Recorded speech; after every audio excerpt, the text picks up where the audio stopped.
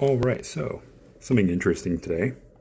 Gameboy Printer. So this is an accessory released around the same time that the Game Boy camera released, and this was compatible with a lot of different games from Pokemon Gold, Silver and Crystal, Mario Deluxe, and the Game Boy camera. So inside, you can see here, there's actually a roll of paper. So I actually bought this untested for parts. Turns out it works, but the paper is rather old because, again, using paper from the 90s was generally not a good idea.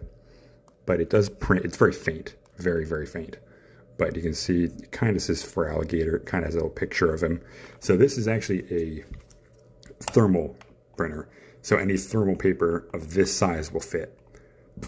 Seiko releases an S950 paper that fits almost perfectly.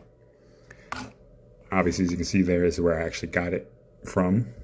And this is actually the cable. I don't think this is the original, but obviously it says MGB 10. This is 007. So, interesting thing about these printers that came out, right? I don't know how much they released for initially, but they were rather expensive. Sorry for the wonky camera angle there. But these released, I think they released in two different ways, standalone and in a bundle with the camera. So these are actually really hard to get your hands on, especially with this cover, this piece intact, and a battery cover, which is, I'll unplug it real quick, but it's on the back, obviously. And this thing uses 6 AA batteries, where your Game Boy Color is probably using about 2, and the original DMG, which I think this part is used for, used 4 batteries.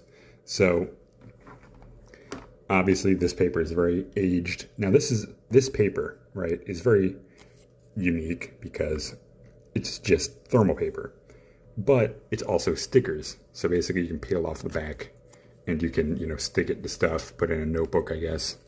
So that's really it for this. It's just a nice little wonderful thing I got. As you can see, it's relatively clean. It works just fine. So I'm confused as to why it was sold for parts. But I guess it's because he didn't have this or Game Boy with an applicable game. Now there are more games, I just don't know them. So that's really it for this. I'm going to make a better video about Game Boy accessories later. So with that, see you guys in the next one. Peace out.